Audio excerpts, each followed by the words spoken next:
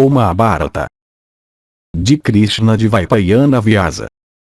Livro 1. Sambhava Parva. Capítulo 71. Filha do Rishi, Sakuntala, relata seu nascimento. Vaisampayana disse: o monarca então, enquanto prosseguia, deixou até a sua reduzida comitiva na entrada do eremitério. E entrando completamente só ele não viu Rishi, Kanva, de votos rígidos. E não vendo o Rishi e achando que a residência estava vazia, ele chamou ruidosamente, dizendo: quem está aqui? E o som de sua voz ecoou de volta. E ouvindo o som de sua voz, saiu da residência do Rishi uma moça bela como a própria Sri, mas vestida como a filha de um asceta. E aquela moça formosa de olhos negros, quando viu o rei Dushmanta, lhe deu as boas-vindas e o recebeu devidamente. E, mostrando a ele o devido respeito por lhe oferecer um assento, água para lavar os pés, e árgra, ela perguntou sobre a saúde e paz do monarca. E tendo reverenciado o rei e perguntado a ele acerca da sua saúde e paz, a donzela com reverência perguntou: o que deve ser feito, ó rei? Eu espero as tuas ordens. O rei, devidamente reverenciado por ela, disse àquela moça de feições impecáveis e voz doce: eu vim reverenciar o altamente abençoado Rishi Kanva. Dize-me, ó amável e bela, onde foi o ilustre Rishi? Sakuntala então respondeu: meu pai ilustre saiu do retiro para buscar frutas. Espera somente um momento e tu verás chegar. Vaisampayana continuou: o rei, não vendo o Rishi e ouvindo essas palavras dela, viu que a moça era extremamente bela e dotada de perfeita simetria de forma. E ele viu que ela tinha doces sorrisos. E ela era dotada da beleza de suas feições impecáveis, suas penitências ascéticas e sua humildade. E ele viu que ela estava na flor da idade. Ele, portanto, perguntou a ela: quem tu és? E de quem és filha, ó bela? Por que tu vieste para as florestas também? Ó bela, dotada de tanta beleza e virtudes, de onde tu vens? Ó encantadora, ao primeiro olhar tu roubaste o meu coração. Eu desejo saber tudo sobre ti, portanto conta-me tudo. E assim a moça sorridente respondeu nestas doces palavras: ó Dushmanta, eu sou a filha do virtuoso, sábio, ilustre asceta Kanva de grande alma. Dushmanta, ouvindo isso, respondeu: o Rishi universalmente adorado e altamente abençoado é um homem cuja semente foi parada. Até o próprio Dharma pode se desviar de seu curso, mas um asceta de votos rígidos nunca pode se desviar assim. Portanto, ó tu de aparência formosa, como foi que tu nasceste como filha dele? Essa minha grande dúvida cabe a te dissipar. Sakuntala então respondeu: ouve, ó rei, o que eu aprendi com relação a tudo que me aconteceu antigamente e como eu me tornei filha do Muni. Uma vez um Rishi veio aqui e perguntou sobre o meu nascimento. Tudo que o ilustre Kanva disse a ele: ouve agora de mim, ó rei. Meu pai Kanva, em resposta às perguntas daquele Rishi, disse: Visvamitra, antigamente, tendo se dedicado a penitências austeras, alarmou Indra, o chefe dos celestiais, que pensou que aquele asceta poderoso de energia resplandecente, por meio de suas penitências, o tiraria da sua alta posição no céu. Indra, assim alarmado, convocou Menaka e disse a ela: tu, o Menaka, és a principal das apsaras celestes. Portanto, ó amável, me faze um favor. Ouve o que eu digo. Aquele grande asceta Visvamitra, que é como o sol em esplendor, está dedicado às mais severas das penitências. Meu coração está tremendo de medo. De fato, o Menaka de cintura delgada, este é teu serviço. Tu deves ir ver Visvamitra de alma absorta em contemplação e dedicado a penitências austeras, que pode me tirar da minha posição. Vai o tenta e frustrando a continuação das austeridades dele realiza o meu bem.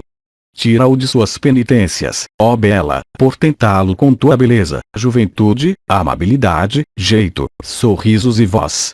Ouvindo tudo isso Menaka respondeu: o ilustre Visvamitra é dotado de grande energia e é um asceta poderoso. Ele é muito irritadiço também, como tu sabes. A energia, penitências e cólera dele fizeram com que mesmo tu ficasses ansioso. Porque eu não deveria ficar ansiosa também. Foi ele que fez o ilustre Vasishta suportar a dor de testemunhar a morte prematura de seus filhos. Foi ele que, embora a princípio nascido como kshatriya, posteriormente se tornou um brahmana em virtude de suas penitências ascéticas.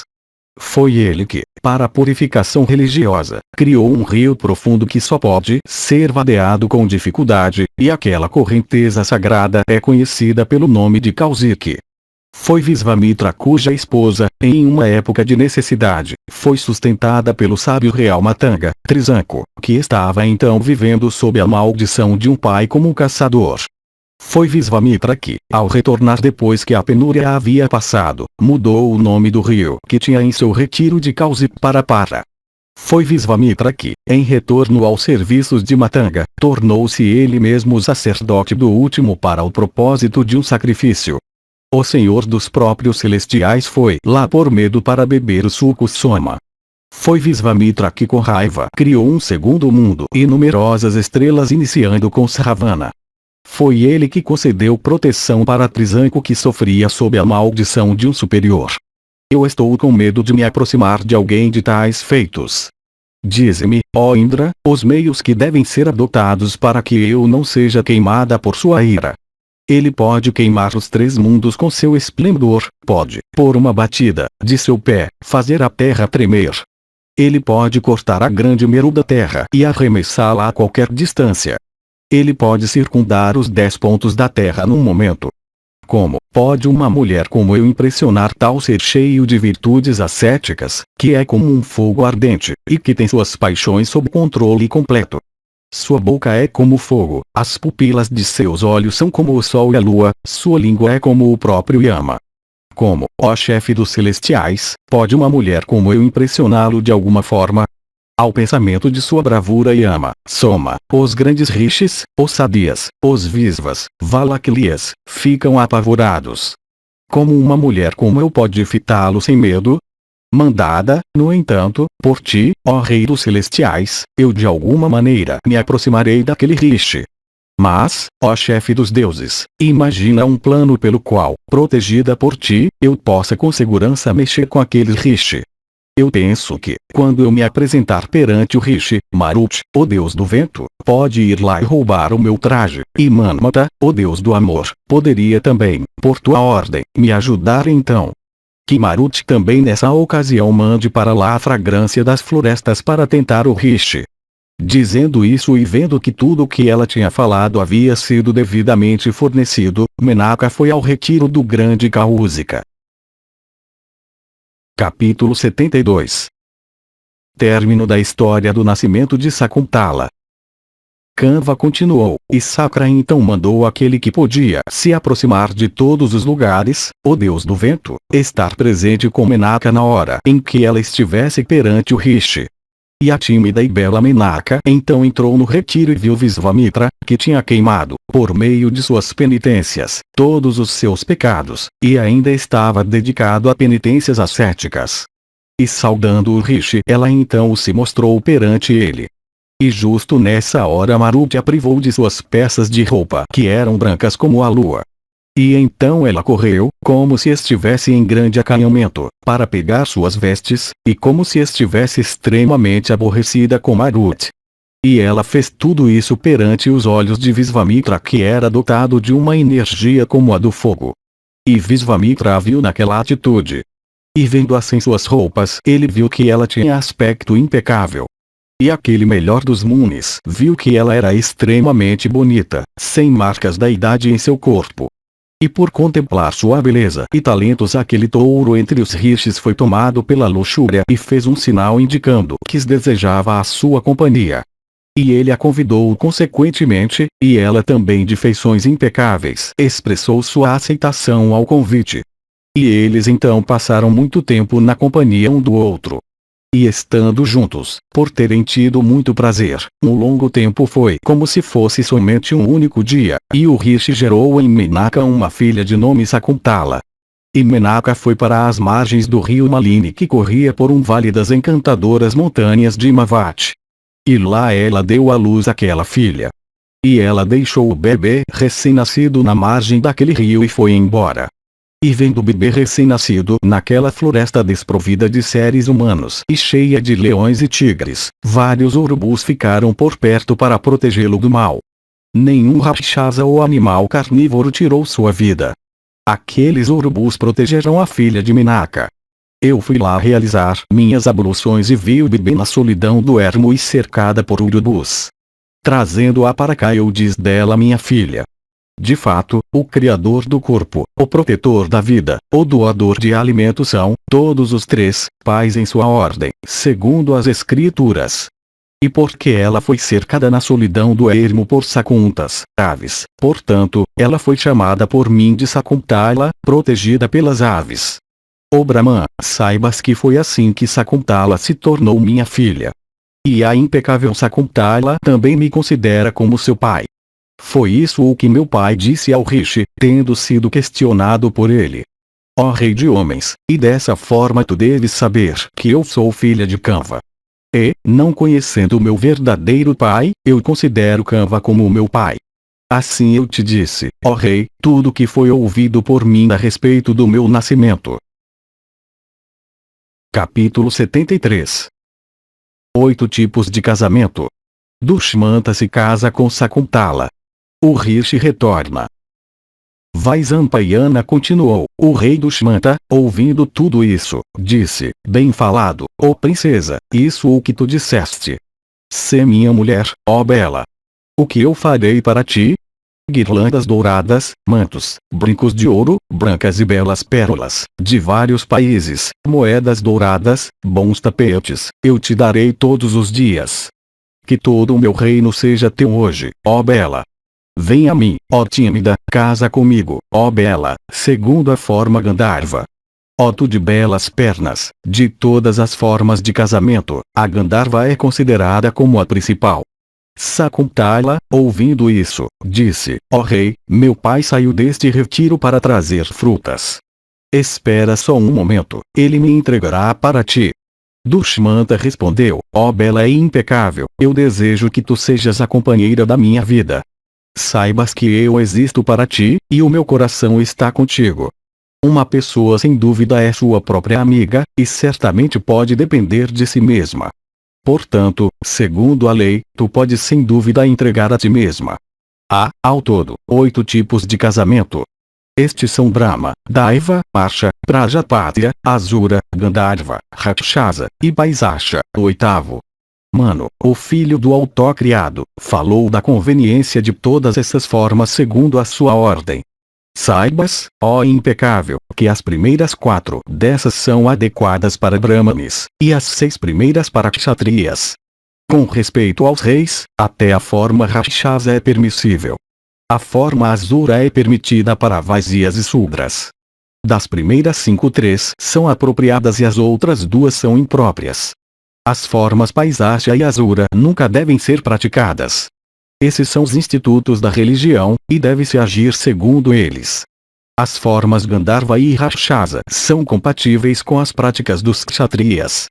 Tu não precisas sentir o menor medo. Não resta dúvida que segundo qualquer uma dessas últimas formas mencionadas, ou segundo uma união de ambas, o nosso casamento pode se realizar. Ó tu de aparência formosa, eu estou cheio de desejo. Tu podes também de um modo similar vir a ser minha mulher segundo a forma Gandharva. Sakuntala, tendo escutado tudo isso, respondeu, se esta é uma ação sancionada pela religião, se, de fato, eu posso dispor a mim mesma, ouve, ó tu principal da linhagem Puru, quais são os meus termos. Promete realmente me dar o que eu te pedir. O filho que será gerado em mim se tornará o herdeiro legítimo. Essa, ó rei, é a minha decisão irrevogável. Ó Dushmanta, se tu concederes isso então a nossa união se realizará. Vaisampayana continuou, o monarca, sem tomar tempo para considerar disse a ela, que seja assim. Eu te levarei, ó tu de agradáveis sorrisos, comigo para minha capital. Eu te digo realmente. Ó bela, tu mereces tudo isso. E assim dizendo aquele principal dos reis se casou com a bela Sakuntala de andar elegante, e a conheceu como marido. E assegurando-a devidamente ele foi embora, dizendo repetidamente, eu enviarei a ti, para te acompanhar, as minhas tropas de 4 classes. De fato, é desse modo que eu a levarei para minha capital, ó tu de doces sorrisos. Vaisampayana continuou, ó Janamejaya, tendo prometido isso a ela o rei foi embora. E enquanto ele estava em seu caminho para casa ele começou a pensar em Kasyapa. E ele se perguntou, o que o ilustre asceta dirá, depois que souber de tudo. Pensando nisso ele entrou em sua capital. No momento em que o rei tinha saído Kanva chegou à sua residência. Mas Sakuntala por senso de pudor não saiu para receber seu pai. Aquele grande asceta, no entanto, possuidor de conhecimento espiritual, soube de tudo. De fato, vendo tudo com sua visão espiritual aquele ilustre estava satisfeito, e dirigindo-se a ela, disse, amável, o que foi feito por ti hoje em segredo, sem ter esperado por mim, relação sexual com um homem, não foi destrutivo da tua virtude. De fato, a união segundo a forma Gandharva de uma mulher cheia de desejo com um homem de desejo sensual, sem mantras de qualquer tipo, é dito que é a melhor para kshatriyas. Aquele melhor dos homens, Dushmanta, é também virtuoso e de grande alma. Tu deves, ó Sakuntala, aceitá-lo como teu marido. O filho que nascerá de ti será poderoso e ilustre neste mundo. E ele deverá ter domínio sobre o mar. E os exércitos daquele ilustre rei dos reis, quando for contra seus inimigos, será irresistível. Sakuntala então se aproximou de seu pai cansado e lavou seus pés. E descarregando o fardo que ele trazia consigo e colocando as frutas em ordem apropriada ela disse, cabe a ti dar tua honra Dushmanta que eu aceitei como meu marido, assim como aos seus ministros. Kanva respondeu, ó tu de bela compleição, por tua causa eu estou inclinado a abençoá-lo. Mas recebe de mim, ó abençoada, a bênção que desejares. Vaisampayana continuou, Sakuntala, então, movida pelo desejo de beneficiar Dushmanta, pediu a bênção que os monarcas Paurava fossem sempre virtuosos e nunca privados de seus tronos. Capítulo 74. Sakuntala apresenta o filho para Dushmanta, que a recusa. Ela fala sobre a esposa, o filho, a verdade. A voz do céu confirma as palavras dela. Dushmanta aceita e chama o filho de Bharata. Vaisampayana disse, depois que Dushmanta tinha deixado o retiro tendo feito aquelas promessas para Sakuntala ela deu à luz um menino de energia imensurável. E quando o menino tinha 3 anos ele se tornou em esplendor como o fogo ardente. E, ó Janamejaya, ele possuía a beleza e magnanimidade e todas as habilidades. E aquele principal dos homens virtuosos, Kanva, fez com que todos os ritos de religião fossem realizados a respeito daquela criança inteligente que vicejava dia a dia. E o menino dotado de dentes perolados e cabelos brilhantes, já capaz de matar leões, com todos os sinais auspiciosos na palma de sua mão, e muito expansivo, cresceu em beleza e força. E como uma criança celeste em esplendor, ele começou a crescer rapidamente. E quando ele tinha somente 6 anos de idade, dotado de grande força ele costumava agarrar e amarrar as árvores que havia ao redor daquele retiro leões e tigres e ursos e búfalos e elefantes. E ele montava em alguns animais, e perseguia outros de modo esportivo. Os habitantes do retiro de Kanva então lhe deram um nome. E eles disseram, porque ele captura e reprime animais, mesmo que sejam fortes, que ele seja chamado de Sarvadamana, o dominador de todos. E foi assim que o menino veio a ser chamado de Sarvadamana, dotado como era de destreza, energia e força. E o rishi, vendo o menino e também as suas ações extraordinárias, disse para Sakuntala que havia chegado a hora da instalação dele como herdeiro legítimo. E vendo a força do menino Kanva mandou seus discípulos, dizendo, levem sem demora Sakuntala com seu filho desta residência para a de seu marido, abençoado com todos os sinais auspiciosos. Mulheres não devem viver por muito tempo nas casas de parentes maternos ou paternos. Tal residência é destrutiva para sua reputação, sua boa conduta, sua virtude. Portanto, não percam tempo em levá-la lá. Aqueles discípulos do Rishi então dizendo, assim seja, foram em direção à cidade que mais tarde se chamaria Hastinapura, com Sakuntala e seu filho à frente deles. E então ela, de belos olhos castanhos, levando consigo aquele menino de beleza celeste, dotado de olhos como pétalas de lótus, deixou as florestas onde havia sido conhecida por Dushmanta. E, tendo se aproximado do rei, ela com seu menino que parecia em esplendor como o sol no alto foi apresentada a ele. E os discípulos do Rishi, a tendo apresentado, voltaram ao retiro. E Sakuntala, tendo reverenciado o rei segundo a forma apropriada, disse a ele, este é teu filho, ó rei. Que ele seja instalado como teu herdeiro legítimo. Ó rei, este menino, como um celestial, foi gerado em mim por ti. Portanto, o melhor dos homens, cumpre agora a promessa que me fizeste. Lembra-te, ó afortunado, do acordo que fizeste na ocasião da tua união comigo no retiro de Kanva. O rei, ouvindo suas palavras e se lembrando de tudo, disse, eu não me lembro de nada. Quem tu és, a mulher viu em disfarce ascético. Eu não me lembro de ter ligação nenhuma contigo em relação a Dharma, Kama e Arthas. Vai ou fica ou faze o que quiseres. Assim, aquela inocente ficou embaraçada. A dor a privou de sua consciência e ela ficou por um momento como uma estaca de madeira. Logo, no entanto, seus olhos ficaram vermelhos como cobre e seus lábios começaram a tremer. E os olhares que ela agora lançava sobre o rei pareciam queimar o último. Sua grande cólera, no entanto, pelo fogo de seu ascetismo, ela extinguiu dentro de si mesma por um esforço extraordinário. Reunindo seus pensamentos por um momento, com seu coração tomado pela tristeza e raiva, ela se dirigiu ao seu marido com raiva, olhando para ele, sabendo de tudo, o monarca, como tu podes, como uma pessoa inferior, dizer dessa forma que não sabes? Teu coração é uma testemunha da verdade ou mentira desse assunto. Portanto, fala a verdade sem te degradares. Aquele que sendo uma coisa demonstra ser outra coisa para os outros é como um ladrão de si mesmo. De que pecado ele não é capaz? Tu pensas que somente tu tens conhecimento do teu ato. Mas tu não sabes que o antigo, o onisciente, Narayana, vive em teu coração?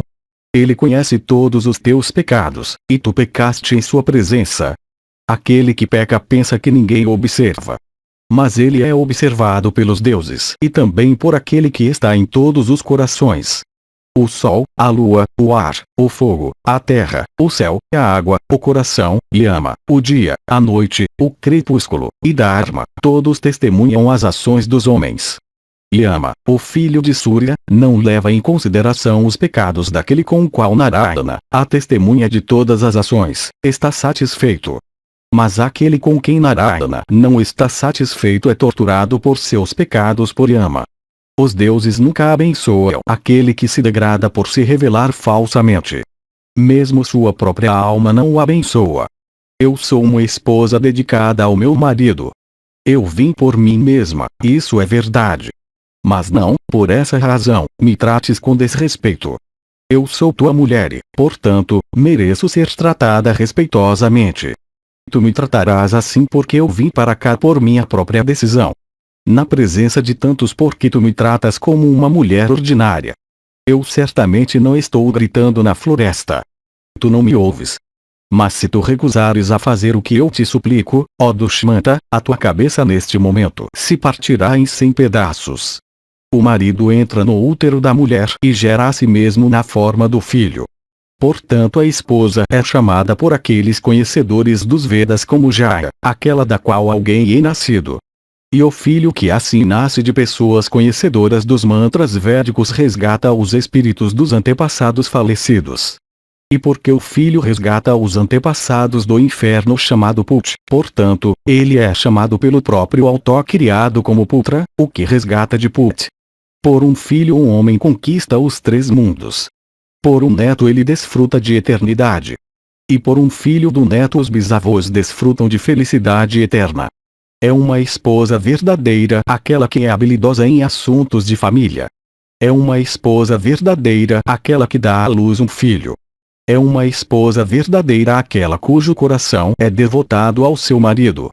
É uma verdadeira esposa aquela que não conhece ninguém exceto seu marido.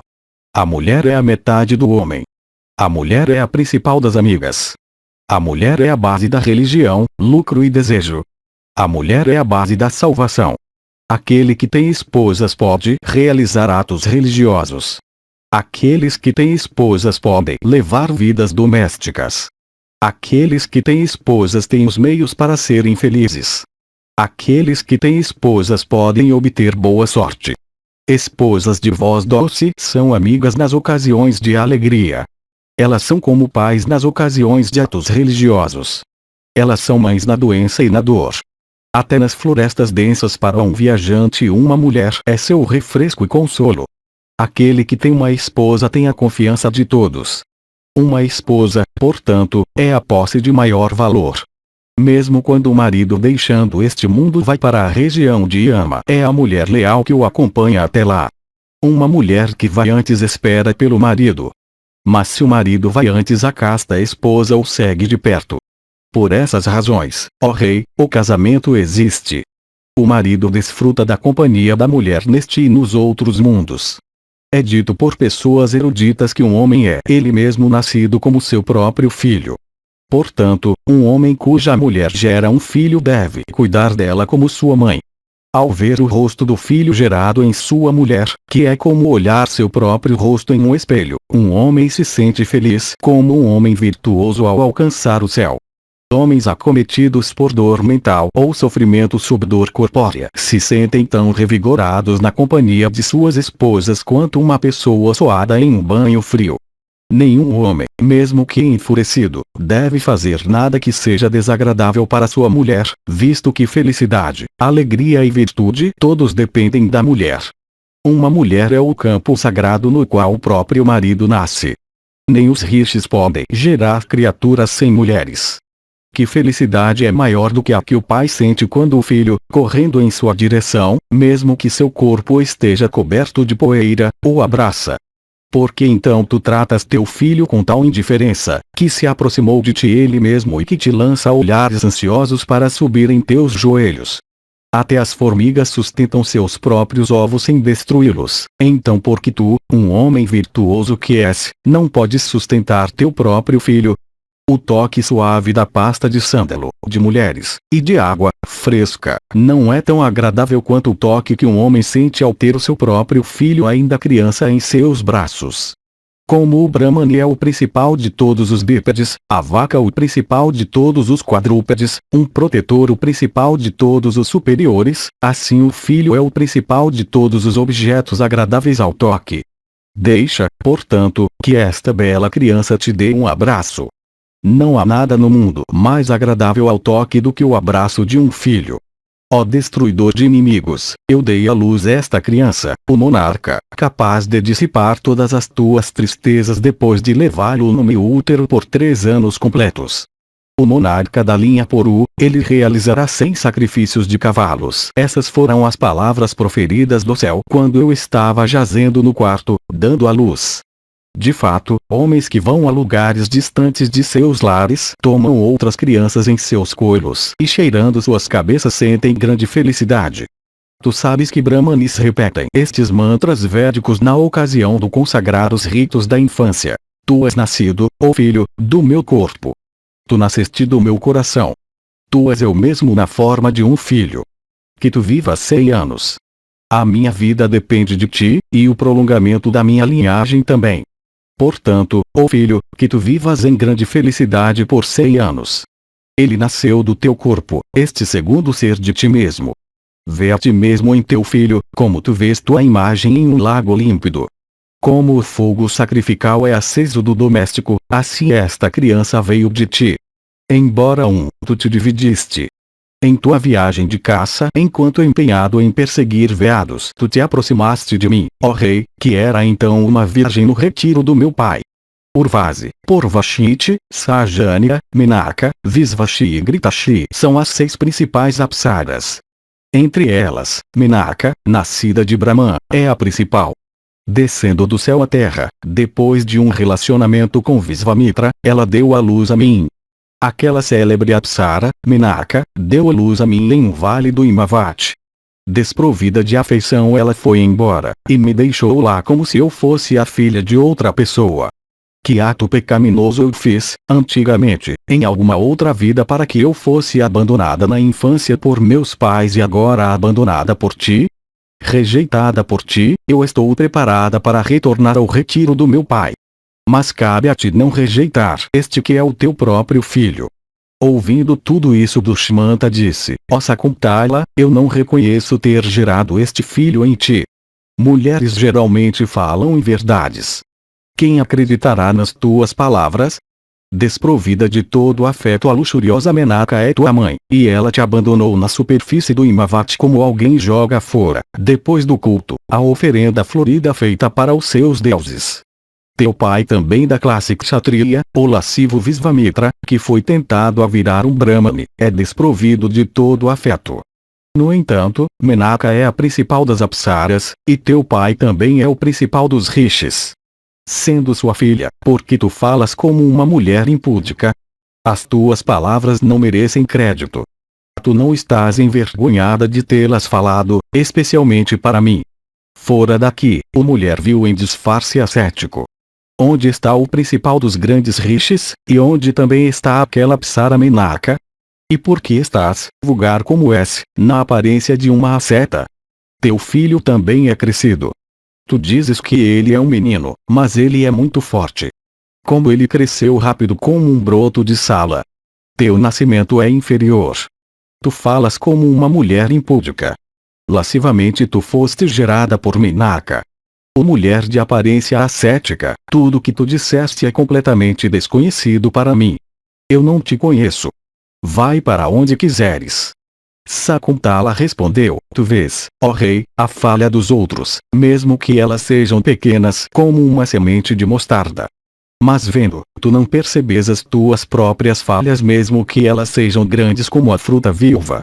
Menaka é uma das celestiais. De fato, Menaka é considerada como a principal das celestiais. Meu nascimento, portanto, ó Dushmanta, é de longe mais elevado do que o teu. Tu caminhas sobre a terra, ó rei, mas eu vago nos céus.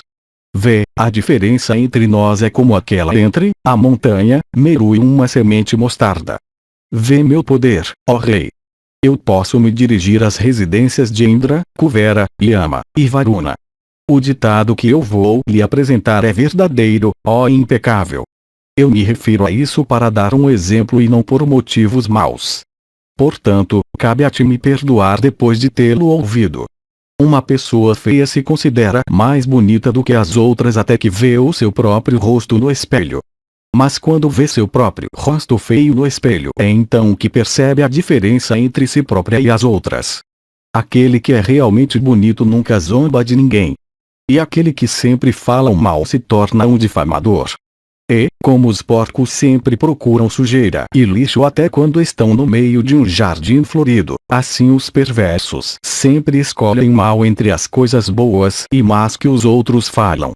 Aqueles, no entanto, que são sábios, ao ouvirem as palavras dos outros que são misturadas com o bem e o mal, aceitam somente o que é bom, como os gansos que extraem somente o leite, embora esteja misturado com a água.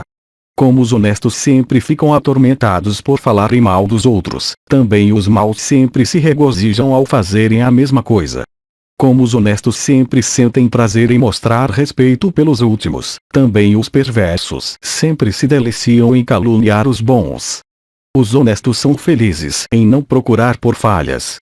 Os maus são felizes em procurar por elas. Os maus sempre falam mal dos honestos. Mas os últimos nunca ofendem os primeiros, mesmo que ofendidos por eles. O que pode ser mais ridículo no mundo do que aqueles que são maus descreverem os realmente honestos como maus?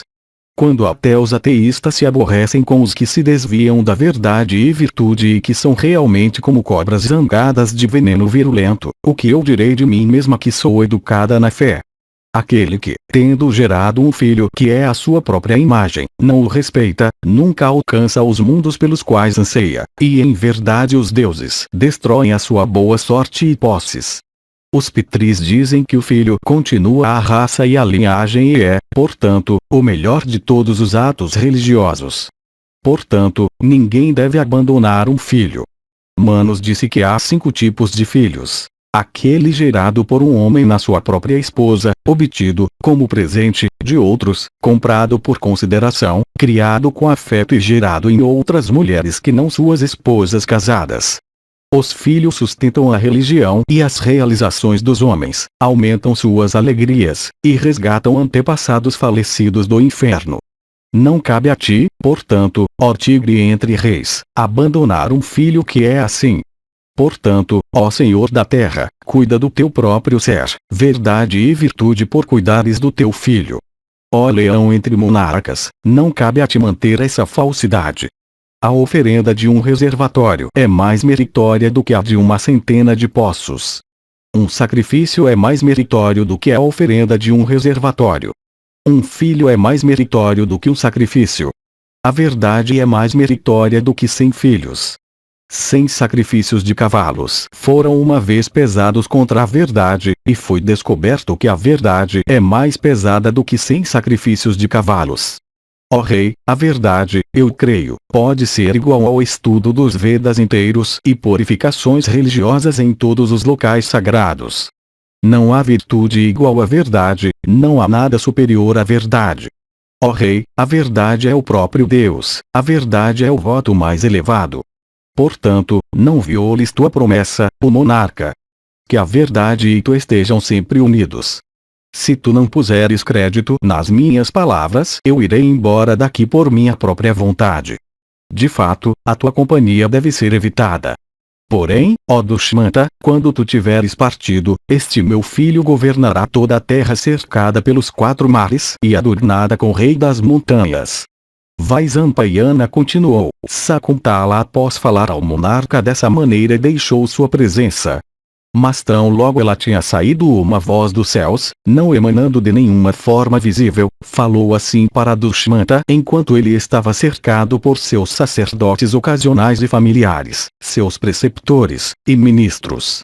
E a voz disse, a mãe é só o revestimento de carne, o filho gerado do pai é o próprio pai. Portanto, ó Dushmanta, cuida do teu filho, e não insulte Sakuntala. O melhor dos homens, o filho, que é somente a forma de um homem na sua própria semente, resgata os antepassados da região de Yama. Tu és o progenitor daquele menino. Sakuntala falou a verdade. O marido, dividindo o seu corpo em 2, nasce de sua mulher na forma do filho. Portanto, ó Dushmanta, cuida, o monarca, do teu filho nascido de Sakuntala. Viver tendo abandonado um filho vivo é uma grande desgraça. Portanto, ó tu da linhagem Puru, reconhece o teu filho de grande alma nascido de Sakuntala, e porque aquela criança será sustentada por ti por causa da nossa palavra, portanto aquele teu filho será conhecido pelo nome de Bharata, ou sustentado. Ouvindo essas palavras proferidas pelos habitantes do céu, o monarca da linhagem de Puru ficou enlevado e falou o seguinte para seus sacerdotes e ministros. Ouviram essas palavras proferidas pelo mensageiro celeste? Eu mesmo estou ciente de que ele é meu filho. Se eu o tivesse aceitado como meu apenas com base nas palavras de Sakuntala, o meu povo suspeitaria e meu filho também não seria considerado puro. Vaisampayana continuou. O monarca então, ó tu da linhagem de Bharata, vendo a pureza de seu filho determinada pelo mensageiro celeste, ficou muito contente. E ele tomou consigo seu filho com alegria. E o rei com o coração alegre então realizou todos aqueles ritos sobre seu filho que um pai deve realizar. E o rei cheirou a cabeça do filho e o abraçou com afeto. E os brahmanes começaram a proferir bênçãos sobre ele e os bardos começaram a louvá-lo. E o monarca então experimentou o grande prazer que se sente ao toque de um filho. E Dushmanta também recebeu sua esposa com afeto. E ele disse a ela estas palavras, acalmando-a carinhosamente: ó deusa, a minha união contigo ocorreu em particular, portanto, eu estava pensando em como melhor podia estabelecer a tua pureza. O meu povo pensaria que nós estivemos unidos só lascivamente e não como marido e mulher, e portanto, esse filho que eu instalaria como meu herdeiro legítimo somente seria considerado como alguém de nascimento impuro. E querida, cada palavra dura que tu proferiste em tua raiva, eu, ó de olhos grandes, perdoo. Tu és minha bem-amada. E o nobre sábio Dushmanta, tendo falado assim para sua querida esposa, ó Bharata, a recebeu com oferendas de perfumes, comida e bebida. E o rei Dushmanta então deu o nome de Bharata ao seu filho, e oficialmente o instalou como herdeiro legítimo. E as famosas e brilhantes rodas do carro de Bharata, invencíveis e como as rodas dos carros dos deuses, viajou por todas as regiões, enchendo toda a terra com seu estrépito. E o filho de Dushmanta reduziu todos os reis da terra à sua submissão. E ele governou virtuosamente e ganhou grande fama. E aquele monarca de grande coragem era conhecido pelos títulos de Chakravarti e Sarvabhauma. E ele realizou muitos sacrifícios como o de Sakra, o senhor dos Maruts. E Kanva era o principal sacerdote naqueles sacrifícios, nos quais as oferendas para os Brahmanes eram grandes. E o abençoado monarca realizou o sacrifício de vacas e de cavalos. E Bharata dava para Kanva 1000 moedas de ouro como a taxa sacerdotal. É desse Bharata de quem vieram tantas realizações poderosas. É pelo seu nome que a grande linhagem dele foi chamada depois do seu reinado. E na linhagem de Bharata nasceram muitos monarcas semelhantes aos deuses, dotados de grande energia e como o próprio Brahman. Seu número não pode ser contado. Mas, ó toda a linhagem de Bharata, eu citarei aqueles principais que eram abençoados com boa sorte, que eram como os deuses, e dedicados à verdade e honestidade. Capítulo 75. Genealogia de Daksha. E a ti troca de idade com Puru.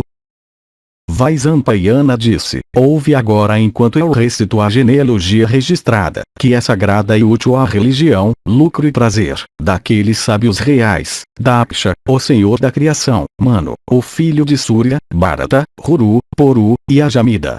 Eu também recitarei para ti, ó impecável, as genealogias dos Yadavas e dos Kurus e do rei da linha Bharata.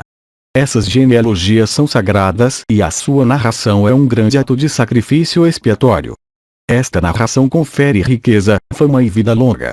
E, ó impecável, todos esses que eu citei brilharam em seu esplendor e eram iguais aos grandes rishis em energia. Prachetas teve 10 filhos que eram todos dedicados ao ascetismo e possuidores de todas as virtudes.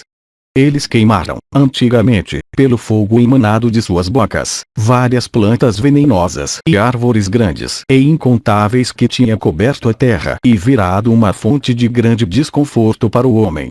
Depois desses 10 nasceu outro de nome Daksha. E é de Daksha que todas as criaturas descendem. Portanto ele é, ó tigre entre homens, chamado de avô. Nascido de Prachetas o Muni Daksha se unindo com Virene gerou 1000 filhos de votos rígidos, todos como ele mesmo. E Narada ensinou a esses 1000 filhos de Daksha a filosofia excelente de Sankhya como um meio de salvação. E, ó Janamejaya, o senhor da criação, Daksha, então, pelo desejo de fazer criaturas, gerou 50 filhas. E ele fez de todas elas suas filhas nomeadas, para que os filhos delas pudessem ser filhos dele também para a realização de todos os atos religiosos. E ele deu 10 de suas filhas para Dharma, e 13 para Kasyapa. E ele deu 27 a Chandra, que foram todas casadas na época indicada. E Kasyapa, o filho de Marishi, gerou na mais velha de suas 13 esposas os Adityas, os celestiais dotados de grande energia e com Indra como seu líder e também Vivasvati, o sol. E de Vivasvati nasceu o senhor Yama. E Martanda, Vivasvati, também gerou outro filho depois de Yama, dotado de grande inteligência e chamado Manu. E Manu era dotado de grande sabedoria e dedicado à virtude. E ele virou o progenitor de uma linhagem. E na linhagem de Manu nasceram todos os seres humanos, que foram, portanto, chamados de Manavas. E é de Manu que todos os homens incluindo Brahmanes, Kshatriyas e outros descendem, e são, portanto, todos chamados de Manavas. Posteriormente, o monarca, os Brahmanes se uniram aos Kshatriyas. E aqueles filhos de Manu que eram Brahmanes se dedicaram ao estudo dos Vedas. E Manu gerou 10 outros filhos chamados Vena, Drishnu, Narishan, Nabaga, Ikshvaku, Karusha, Saryati, o 8º, uma filha chamada Ila, Prishadru o 9º, e Nabagarishta o 10º. Eles todos se dedicaram às práticas dos Kshatriyas. Além disso, Manu teve 50 outros filhos na terra. Mas nós sabemos que todos eles pereceram lutando uns com os outros. O erudito Pururavas nasceu de Ila. E é sabido por nós que Ila foi sua mãe e seu pai. E o grande Pururavas tinha domínio sobre 13 ilhas do mar. E embora fosse um ser humano, ele estava sempre cercado por companheiros que eram sobre-humanos. E Pururavas, embriagado pelo poder, lutou com os Brahmanes e, pouco se importando com a raiva deles, os privou de suas riquezas. Vendo tudo isso, Sanat Kumara veio da região de Brahman e deu a ele bons conselhos, que foram, no entanto, rejeitados por Pururavas. Então a cólera dos grandes rishis foi excitada, e o avarento monarca, que intoxicado com o poder tinha perdido a razão, foi imediatamente destruído pela maldição deles. Foi Pururavas quem primeiro trouxe da região dos Gandharvas os 3 tipos de fogo, para propósitos sacrificais. E ele trouxe de lá a Apsara Urvasi também. E o filho de Ila gerou em Urvasi 6 filhos chamados Ayus, Dimat, Amavasu e Dridayus, Ivanayus, e Satayus. E é dito que Ayus gerou 4 filhos chamados Nausha, Vridasarma, Rajingaya e Anenas, na filha de Visvarbano. E, o monarca, Nausha, de todos os filhos de Ayus, sendo dotado de grande inteligência e coragem, governou seu reino extenso virtuosamente. E o rei Nausha mantinha uniformemente os Pitris, os celestiais, os rishis, os brahmanes, os gandharvas, os nagas, os rakshasas, os kshatriyas, e os vaisyas. E ele suprimiu todos os bandos de ladrões com mão poderosa. Mas ele fez os rishis pagarem tributos e o carregarem em suas costas como burros de carga. E, conquistando os deuses por sua beleza pessoal, seu ascetismo, destreza e energia, ele governou como se fosse o próprio Indra. E Nausha gerou 6 filhos, todos de voz gentil, chamados Yati, e Ayati, Sanyati, Ayati e Dhruva. Yati se dedicou ao ascetismo e virou Muni como o próprio Brahman. E Ayati virou um monarca de grande destreza e virtude. Ele governou toda a terra, realizou sacrifícios numerosos, adorou os Pitris com grande reverência, e sempre respeitou os deuses. E ele trouxe o mundo sob seu domínio total e nunca foi vencido por nenhum inimigo. E os filhos de Ayati foram todos grandes arqueiros e resplandecentes com todas as virtudes. E, ó rei, eles foram gerados em suas 2 esposas, Deva e Anisarmishta. E de Deva e Ani nasceram Yadu e Turvasu, e de Sarmishta nasceram Drayu, Anu, e Poru. E, ó rei, tendo governado seus súditos virtuosamente por muito tempo, Ayati foi atacado por uma decrepitude terrível que destruiu sua beleza corporal. E tomado pela decrepitude, o monarca então falou, ó Bharata, para seus filhos Yadu, Poru, Turvasu, Drayu e Anu estas palavras. Caros filhos, eu desejo ser um homem jovem e satisfazer meus apetites na companhia de mulheres jovens. Ajudem-me nesse sentido. A ele o seu filho mais velho, nascido de Devayani, então disse, do que tu precisas, ó rei? Tu queres ter tua juventude? E Ayati então disse a ele, aceita a minha decrepitude, ó filho. Com a tua juventude eu me divertirei. Durante a época de um grande sacrifício eu fui amaldiçoado pelo Muni Usanas, Sukra. Ó filho, eu me divertirei com a tua juventude. Que qualquer um de vocês pegue a minha velhice e com o meu corpo governe meu reino. Eu me deleitarei com um corpo renovado. Portanto, meus filhos, aceitem a minha velhice. Mas nenhum de seus filhos aceitou a velhice dele. Então o seu filho mais novo Poru disse a ele, ó rei, diverte-te outra vez com um corpo renovado e com a juventude de volta. Eu aceitarei tua decrepitude e por tua ordem governarei teu reino. Assim, o nobre sábio, em virtude de seu poder ascético, então transferiu sua própria velhice àquele seu filho de grande alma, e com a juventude de Poru ficou jovem, enquanto que com a idade do monarca Poru governou seu reino. Então, depois que 1000 anos haviam passado, Ayati, aquele tigre entre reis, permanecia tão forte e poderoso quanto um tigre. E ele desfrutou por um longo tempo da companhia de suas 2 esposas.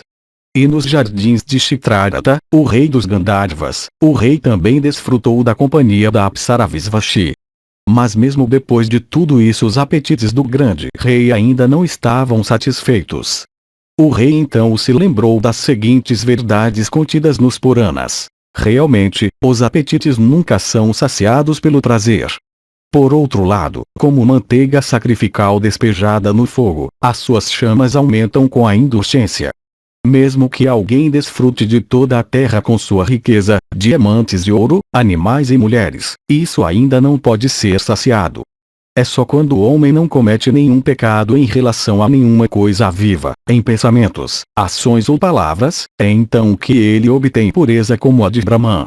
Quando não se teme nada, quando não se é temido por nada, quando não se deseja nada, quando não se prejudica ninguém, é então que se alcança a pureza de Brahman. O monarca sábio vendo isso e vendo também que os apetites de uma pessoa nunca são totalmente saciados fixou a mente no descanso por meio de meditação, e pegou de volta de seu filho a sua própria velhice.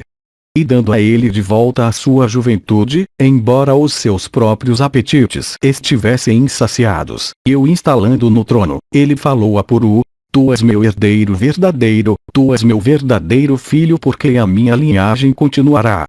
No mundo a minha linhagem será conhecida pelo teu nome.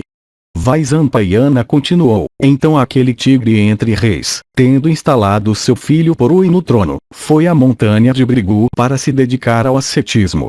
E, tendo adquirido grande mérito ascético, depois de longos anos, ele sucumbiu à influência inevitável do tempo. Ele deixou seu corpo humano por cumprir o voto de jejum, e ascendeu ao céu com suas esposas,